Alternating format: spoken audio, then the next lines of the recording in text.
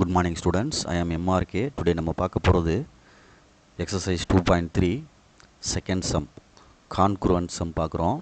ஓகேயா, given என்ன கொடுத்துருக்கு, if x is concurrent to 13 modulo 17 அப்படின்னு கொடுத்துருக்கு. இது ஒரு சென்டென்ஸ். x is அப்படின்னா x concurrent அப்படின்னு அர்த்தம். x is அப்படின்னா ஈக்குவல் போட்டுக்கலாம், concurrentன்னு சொல்கிறனால 3 கோடு போடுற மாதிரி போடணும். ஓகேயா, ரைட். x concurrent 13 அப்படின்னு எழுதிட்டு ரிமைண்டர் எழுதிட்டு மாடுலோ 17 சொல்லி ப்ராக்கெட்டில் எழுதணும். ஓகே, நெக்ஸ்ட்டு பொறுமையாக நிதானமாக செய்வோம். ரைட், பார்த்துக்கோ, பொறுமையாக நிதானமாக ஹேண்டில் பண்ணணும். நெக்ஸ்ட் ஒரு சென்டென்ஸ் கொடுத்துருக்கு. தென்னுக்கு அப்புறம் 7x - 3 இஸ் அப்படின்னா கான்குரண்ட் அப்படின்னு அர்த்தம். ஓகே, பார்த்து பொறுமையாக செய்யும். Congruent to which number modulo 17 அப்படின்னு கேட்டிருக்கு. விச் நம்பர் அப்படின்னு சொல்லி அந்த அங்கிட்டு என்னது அந்த ரிமைண்டர் என்ன அப்படின்னு கேட்குற மாதிரி கேட்டிருக்காங்க. சரிங்களா, நம்ம கண்டுபிடிக்கணும் ஒய் அப்படின்றத. அப்போ எக்ஸு கான்குர்வன்ட் அப்படின்னு போடுறேன், மாடுலோ 17. ரைட், 13 இங்கே ரைட். உள்ள வெளியில் கொண்டு வந்தோம்னா இங்கிட்டு லெஃப்ட் சைடில் கொண்டு போயிட்டோம்னா என்ன ஆயிரும், இதிலேருந்து நான் வந்து எக்ஸு ஃபைன் பண்ண போகிறேன். இதிலேருந்து என்ன செய்ய போகிறேன், எக்ஸு ஃபைன் பண்ண போகிறேன். அதுதான் இங்கே முக்கியம். இல்லைங்களா, அடுத்த செட்டில் இங்கிட்டு என்ன கொடுத்துருக்கு, 7x - 3 கான்குர்வன்ட் விச் நம்பர் ஒய் அப்படின்னு போட்டுட்டு மாடுலோ 17 அப்படின்னு போட்டுக்கிறேன். மாடுலோ 17 ஒய் அப்படின்னு போட்டுக்கிறேன். ரைட், நெக்ஸ்ட்டு ப்ராக்கெட் இங்கே மாற்றி போட்டிருக்கேன், பரவாயில்ல பார்த்துக்கோ, இங்கே போடணும். சேஞ்ச் பண்ணிக்கிறேன். பார்த்து நிதானமாக செஞ்சுக்க. ஓகே, பசங்க இந்த மாதிரி கணக்கெல்லாம் அட்டன் பண்ண மாட்டாங்க, பயப்படுவாங்க. நம்ம தான் அப்ரோச் பண்ணணும் எல்லாமே. ஓகேயா, குட். ஸ்டார்டிங்கிலேருந்தே படிச்சிட்டின்னா கான்செப்ட்லேருந்து புரிஞ்சு படிச்சிட்டோம்னா ஒன்றுமே கிடையாது, ஈஸியாக போயிடும் எல்லாமே. ரைட், அடுத்து இதிலேருந்து எக்ஸ் ஃபைன் பண்ணி நான் இதில் சப்ஸ்டிட் பண்ண போகிறேன். ரைட், பார்த்து நிதானமாக பார்த்துக்கோ.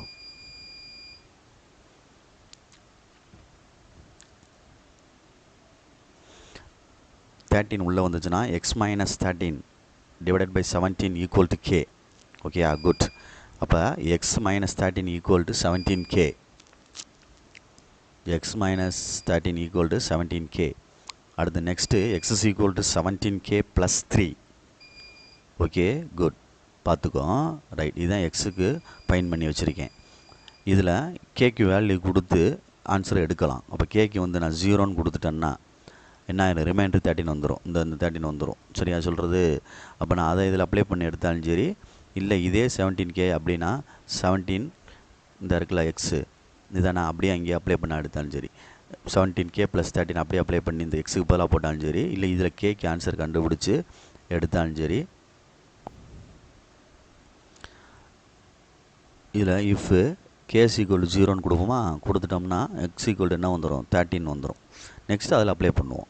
நான் சைடில் அடிச்சிருக்கேன், ஏன்னா இப்போ இடம் பத்தாது அப்படின்றதுனால திருப்பி எழுதியிருக்கேன். ரைட், 7x - 3 கான்குர்வன்ட் ஒய் mod 17 அப்படின்னு அர்த்தம். இதில் எக்ஸுக்கு பதிலாக அப்ளை பண்ணுறேன். 7 × x - 3 - y ஈக்குவல் டு என்ன வந்துடும், பை 17 ஈக்குவல் டு என்ன வந்துருச்சு, m அப்படின்னு கன்சிடர் பண்ணிக்கிறேன். Okay, good. அடுத்து 13 போட்டுக்க, 7 × 13 - 3 இது y by 17 equal to m. Okay, அதே ப்ரொசீஜரை ஃபாலோ பண்ணுறேன். எக்ஸுக்கு பதிலாக இங்கே அப்ளை பண்ணுறேன் ஒய்யை கண்டுபிடிக்கிறனால. Okay, right. நெக்ஸ்ட் என்ன வந்துடும் பாரு, 91 - 3 - y ஈக்குவல் டு m. இப்போ செப்பரேட் பண்ணால் என்ன வந்துருச்சு, 91 - 3 88 - y ஈக்குவல் டு 17m. சரிதா சொல்கிறது. இதிலேருந்து அங்கே கொண்டு போய் இதுங்கிட்ட கொண்டு வந்தோம்னா, சார் இங்கனக்குள்ளே நம்ம அப்ளை பண்ணிடலாம்ல சார் அப்படின்னு நினைக்காத, அது தப்பாயிரும். சரிங்களா, 13 கொண்டு இங்கே போட்டுட்டு அப்ளை பண்ணிவிட்டு ஆன்சர் எடுத்துடலாம்ல சார் ஒய்க்கு அப்படின்னா அந்த mod 17 யூஸ் ஆகாது. அதனால் அது mod 17 யூஸ் பண்ணுறதுக்கு தான் இவ்வளோ வேலை பார்க்குறோம். சரிங்களா, பார்த்துக்கோ. அப்போ y equal to 88 - 17m equal to y. இதில் நம்மளுக்கு லோயஸ்ட் வேல்யூ வரணும்ல, மைனஸில் வரக்கூடாது. அதனால் m ஈக்குவல் டு 5 அப்படின்னு கொடுக்குறேன். 17 × 5 85 வருது. செப்பரேட் பண்ணால் என்ன வந்துருச்சு, 3. அப்போ y ஈக்குவல் டு 3 அப்படின்றதான் ஆன்சர். Okay, good. தேங்க்யூ.